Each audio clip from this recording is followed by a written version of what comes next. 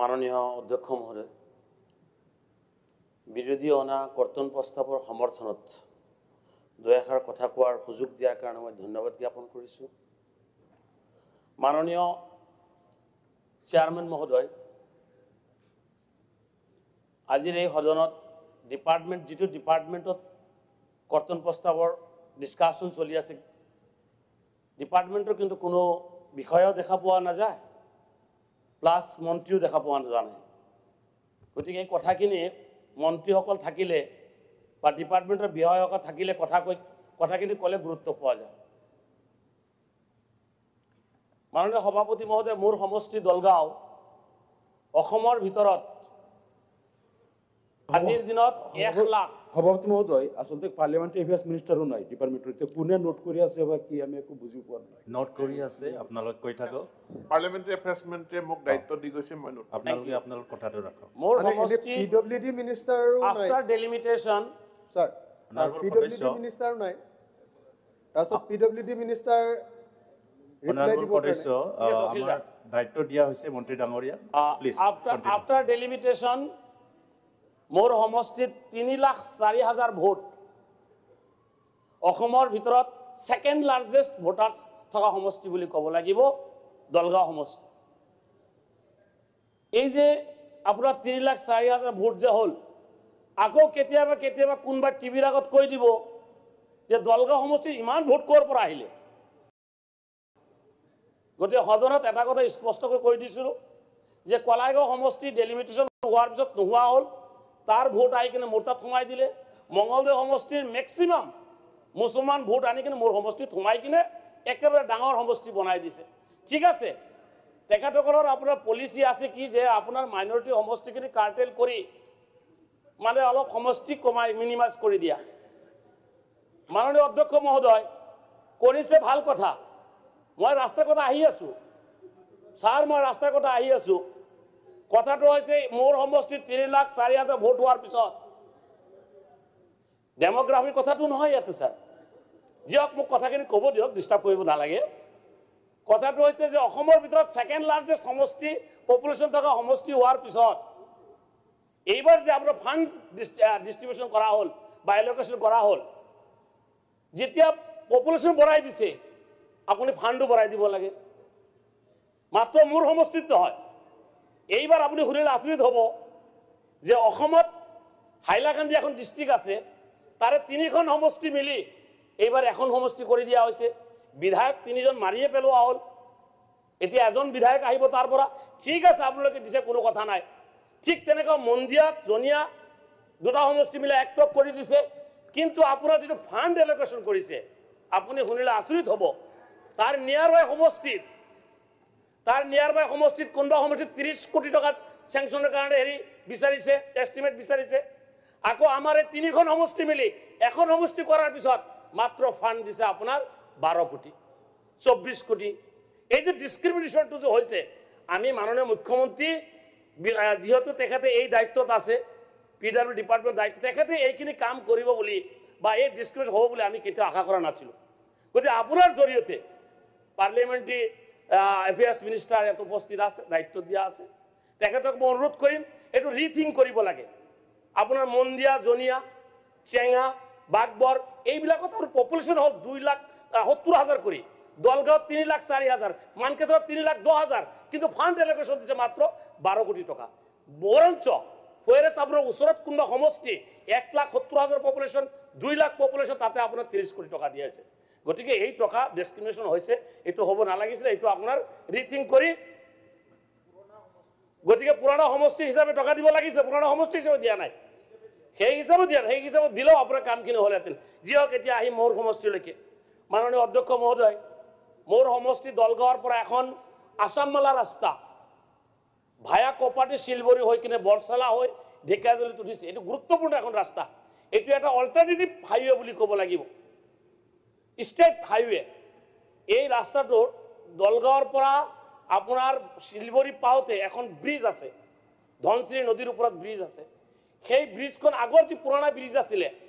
সেই ব্ৰিজখন দি কিনে অহা যোৱা কৰা হৈছে। 2খন গাড়ী আপোনাৰ কৰিব নোৱাৰে, পাছ কৰিব নোৱাৰে। গতিকে মাননীয় অধ্যক্ষ মহোদয়, আপোনাৰ জৰিয়তে মই মন্ত্ৰী মহোদয়ক অনুৰোধ কৰিম তাতে আৰু এখন ব্ৰিজ চেংচন কৰাই দিব লাগে অতি সোনকালে আৰু সেই ৰাস্তাখন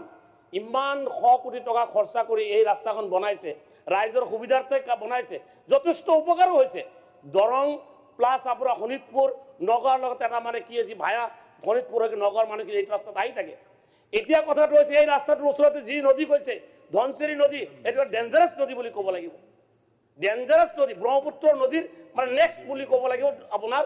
এই ধনচিৰি নদী বহুত গৰাখহনীয়া কৰে এতিয়া সেই ৰাস্তাৰ ওচৰতে ৰাস্তাৰ পৰা মাত্ৰ 500 মিটাৰ দূৰত বা 600 মিটাৰ দূৰত আপোনাৰ খহনী আৰম্ভ হৈছে গতিকে যি যেনে ধৰণে খহনীয়া হৈ আছে এনেকুৱা অৱস্থা হ'ব পাৰে আহা যদি বানপানী ছিজন ষ্টাৰ্ট হয় তেতিয়াহ'লে আপোনাৰ এইটো প্ৰটেকশ্যন নিদিলে সেই ৰাস্তা আপোনাৰ বৰবাদ হৈ যাব আপোনাৰ সেই আসাম মালা ৰাস্তাটো বৰবাদ হ'ব গতিকে মাননীয় মন্ত্ৰী মহোদয়ক মই অনুৰোধ কৰিম যাতে এই ৰাস্তাটো আসাম মালা ইমান টকা খৰচ কৰি আপোনাৰ জৰুৰী ৰাস্তা এখন বনাইছে এই ৰাস্তাটো প্ৰটেকশ্যন দিয়াৰ কাৰণে ধনচিৰি নদীৰ যাতে প্ৰটেকশ্যনৰ বিধি ব্যৱস্থা কৰে লগতে মাননীয় অধ্যক্ষ মহোদয় সেই ধনচিৰি নদীৰ গৰাহত এতিয়া আপোনাৰ নেশ্যনেল ওৰাং ফৰেষ্ট পৰি আছে নেশ্যনেল ওৰাং ফৰেষ্ট আপোনাৰ আৰু দুখন গাঁও ৰাঙাগৰা পথাৰ ৰহমানপুৰ ভৱপুৰ মই যোৱা বিধানসভাত আপোনাৰ এছেম্বলি ছেছনত মই কৈছিলোঁ আৰু মাননীয় আমাৰ ৱাটাৰ ৰিচোৰ্চ মিনিষ্টাৰে কথা এটা দিছিলে যে হ'ব এই ৰাস্তাটো মই কৰি দিম সেই ৰাস্তাটো আপোনাৰ প্ৰায় 6000 জনসাধাৰণ তাতে জনবসতিপূৰ্ণ এখন অঞ্চল গাঁও আৰু আপোনাৰ লগত থাকিলে আপোনাৰ ওৰাং ফৰেষ্ট সেই ৰাস্তাটো নকৰিল আজিলৈকে নহ'ল গতিকে আজিৰ এই সভাত মই মাননীয় মন্ত্ৰী মহোদয়ক অনুৰোধ কৰিম এই ধনচিৰি নদীৰ গৰাখহনীত পৰা ৰহমানপুৰ ভৱপুৰ ৰাঙাগৰা পথাৰ আৰু নেশ্যনেল ওৰাং ফৰেষ্টখন প্ৰটেকশ্যন কৰাৰ কাৰণে এখন ৰাস্তাৰ বিধি ব্যৱস্থা মাথাউৰিৰ বিধি ব্যৱস্থা নিশ্চিতভাৱে কৰি দিব লাগিব মাননীয় অধ্যক্ষ মহোদয় মোৰ সমষ্টিত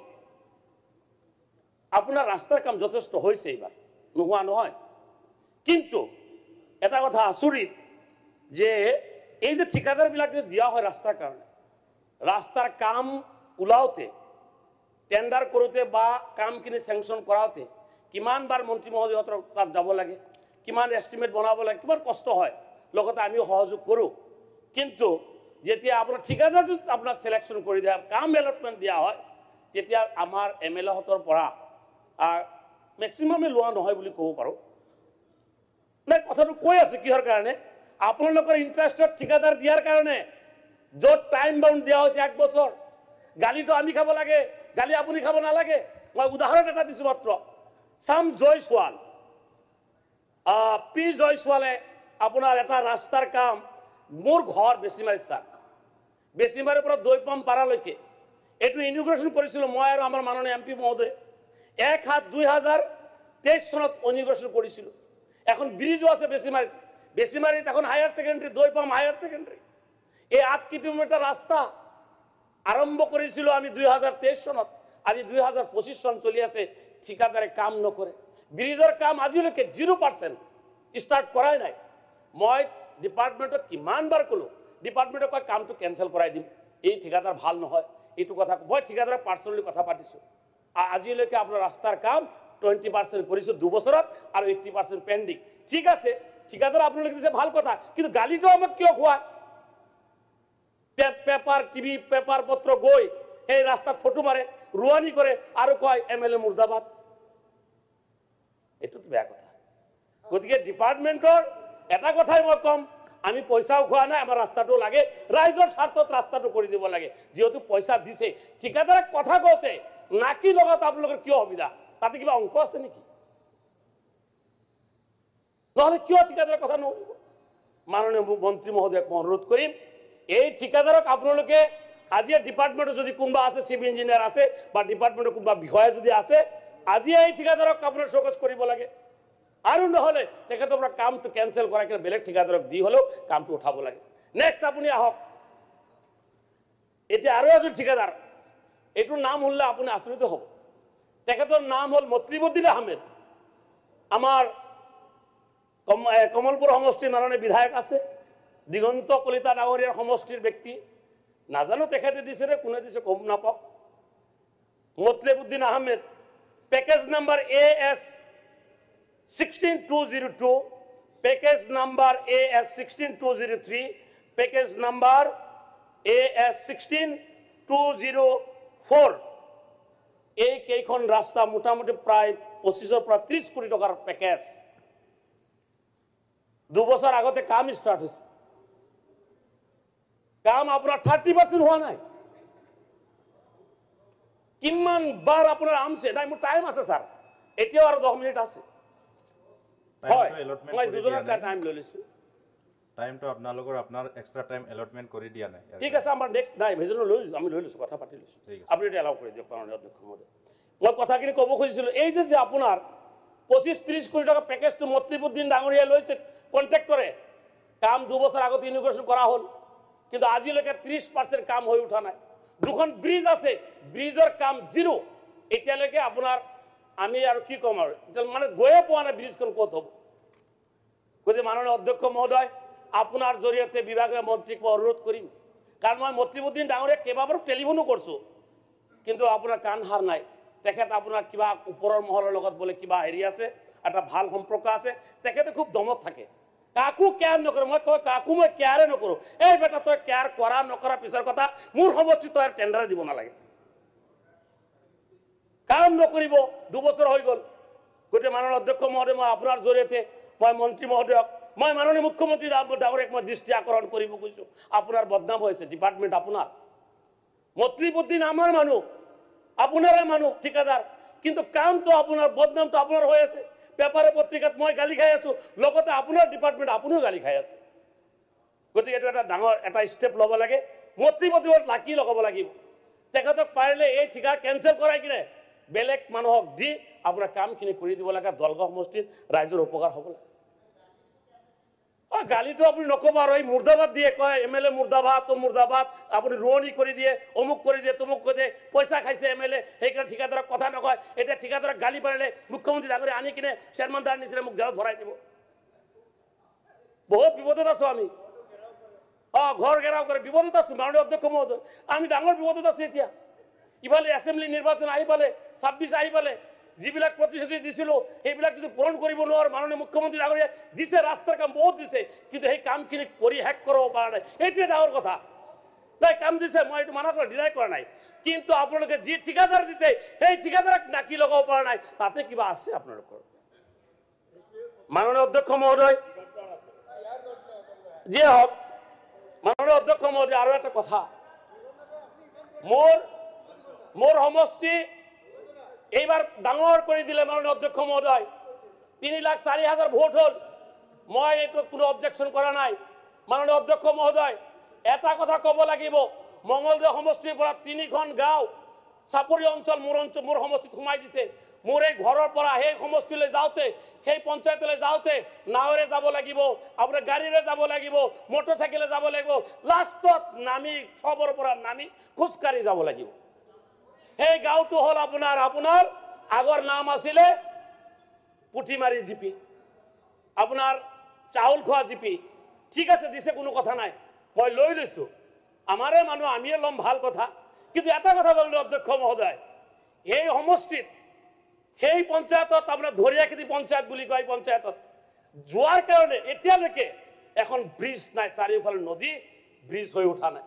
বহু মন্ত্ৰী গ'ল বহুত এমএলএ গ'ল আগৰ এমএলএ অকল গ'ল এতিয়া মোৰ ঘৰত চপাই দিছে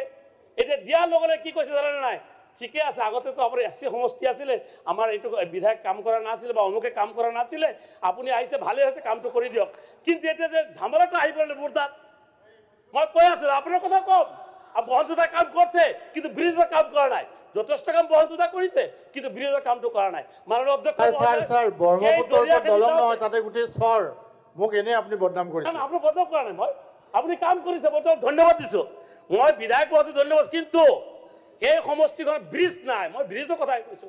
কাৰণ উন্নয়ন কৰিছে আপুনি ভাল কাম কৰিছে ধন্যবাদৰ পাত্ৰ আপুনি এতিয়া মাননীয় অধ্যক্ষ মহোদয় ধৰিয়াখেতি পঞ্চায়তত যাওঁতে এই পুঠিবাৰী পঞ্চায়তত যাওঁতে এখন ব্ৰিজৰ প্ৰপোজাল মই দিছো আৰু মোৰ পুৰণা সমষ্টি আছে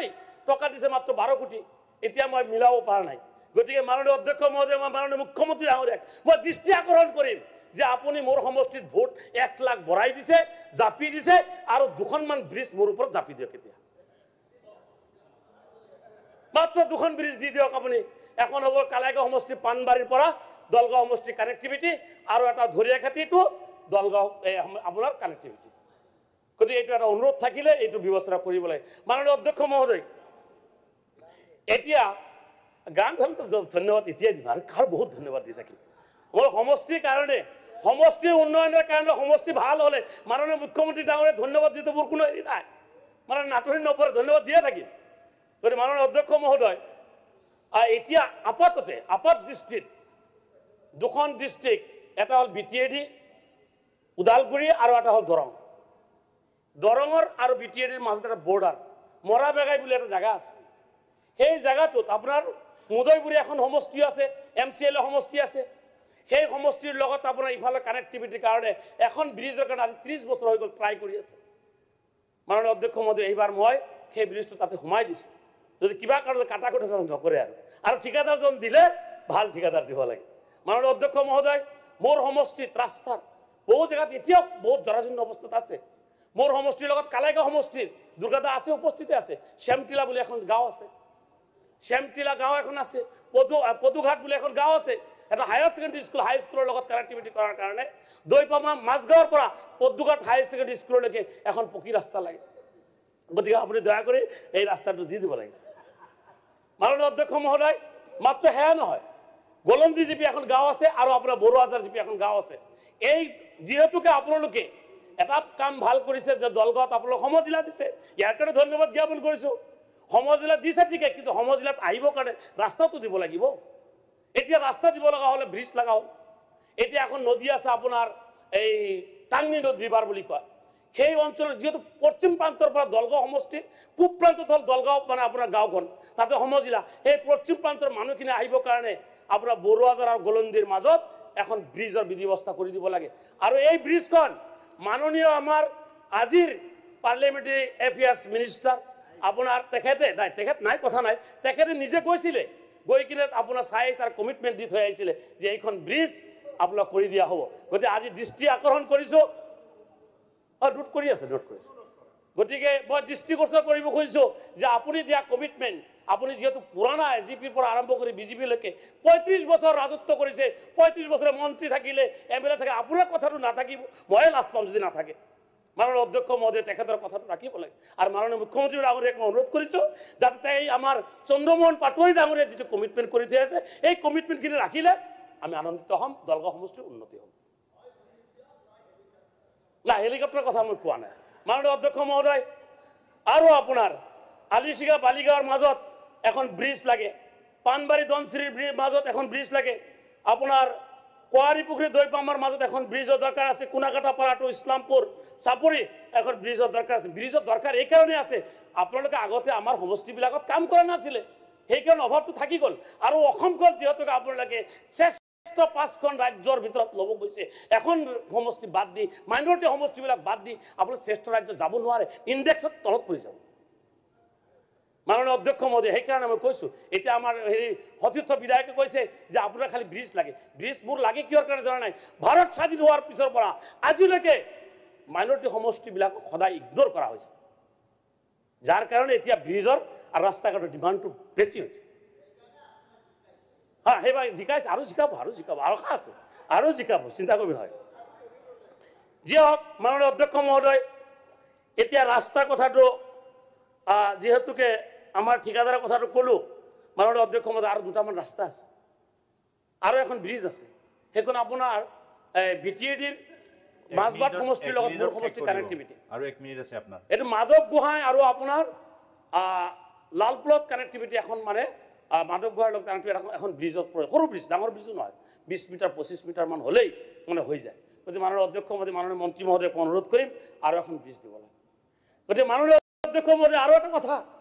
এই কামবিলাক কৰিব যে নানান সমস্যাত পৰে এই সমস্যাৰ কাৰণে এটা সমাধান সূত্ৰ উলিয়ালে ভাল আছিল মই এটা প্ৰস্তাৱ আগবঢ়াই দিম মাজতে এটা আপোনাৰ হেৰি ওলাইছিলে যে কোনো কাম ঘৰ বনালে পঞ্চায়তত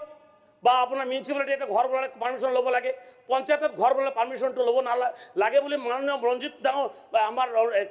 ৰঞ্জিত দাস ডাঙৰ এটা প্ৰস্তাৱ আনিছিলে যে পঞ্চায়তত কোনোবা ঘৰ ৰাস্তা ঘাট ৱাল বনাব লগা হ'লে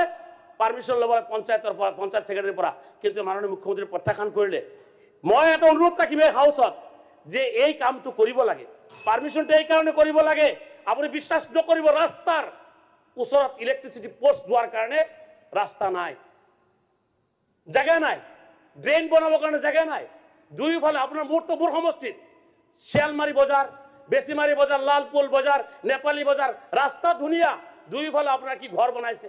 ভিটি ওখ ওখ ভিটি কৰি দোকান বনাইছে, কিন্তু পানী যাবৰ কাৰণে আপোনাৰ কি ড্ৰেইনেজ চিষ্টেম নাই। ড্ৰেইনেজ চিষ্টেম নথকাৰ কাৰণে আপোনাৰ এই অৱস্থা হৈছে। আৰু কি কৰিছে, এনক্ৰোচ হয় ৰাস্তাবিলাকত লাহে লাহে কি কৰিছে, এনক্ৰোচমেণ্ট কৰা আৰম্ভ কৰিছে। যদি পঞ্চায়তৰ সেক্ৰেটাৰীৰ পৰা এনঅ'চি নোহোৱাকৈ কোনে ঘৰ বনাব নোৱাৰে, ৱাল বনাব নোৱাৰে, তেতিয়া ৰাস্তাৰ এনক্ৰোচমেণ্টটো কমি যাব। গতিকে খালি ইভিকশ্যনটো আপোনাৰ খালি ইভিকশ্যনত যায়, এই ভোটৰ আশাত খালি মিয়াবিলাকক ইভিকশ্যন কৰিব খোজে আমাৰ মানুহখিনিক। ইভিকশ্যনৰ কথাটো নকয়, আপোনালোকে হেৰি কৰক, পাৰ্মিশ্যন ব্যৱস্থা কৰি দিয়ক, যাতে আপোনাৰ ঘৰ বনাব নোৱাৰে বা আপোনাৰ ৱাল দিব নোৱাৰে ৰাস্তাবোৰত, ৰাস্তাবিলাক হেৰি কৰিব নোৱাৰে। মাননীয় অধ্যক্ষ মহোদয়, মই এটা অনুৰোধ কৰিম, এই গাঁৱৰ ৰাস্তাবিলাক যদি আপোনালোকে ৰাস্তাবোৰ ভাল ৰাখিব খোজে, তেতিয়াহ'লে আপোনালোকে কিবা না কিবা এটা বিধিবস্তা যাতে ৰাস্তাবিলাক ব্লকেট কৰি পানী যোৱা ৰাস্তাত আপোনাৰ কালভাৰ্ট থাকে, কালভাৰ্টৰ সন্মুখত ঘৰ বনাই দিছে, আপোনাৰ হেৰি দোকান বনাই দিছে, এইটোত আপোনাৰ এটা প্ৰিভেনশ্যন কৰিব লাগে। গতিকে মাননীয় অধ্যক্ষ মহোদয়, আপুনি ইমানখিনি সময় দিয়াৰ কাৰণে মই ধন্যবাদ জ্ঞাপন কৰিছোঁ। আৰু সৰ্বশেষত মাননীয় মন্ত্ৰী মহোদয়, মাননীয় মুখ্যমন্ত্ৰী মহোদয়, মই এটাই অনুৰোধ কৰিম, আপোনালোকে মোৰ তাত ভোটাৰ বঢ়াই দিছে, পইচা বঢ়াই দিব লাগিব। মাত্ৰ মোৰ তাত নহয়, অসমত যিকেইটা মাইনৰিটি সমষ্টি আছে প্ৰত্যেকটা সমষ্টিত 2 লাখ 3 লাখ 3.5 লাখ ভোট দিছে, কিন্তু পইচাৰ ক্ষেত্ৰত সকলোতকৈ কম দিছে। এইটো এটা ডিছক্ৰিমিনেশ্যন আপোনাৰ পৰা আমি আশা নকৰোঁ। আপুনি এইটো কাইণ্ড আপোনাৰ তাত আপোনাৰ অনুৰোধ থাকিলে আপুনি ৰিথিংক কৰি আমাৰ পইচাটো বঢ়াই দিব।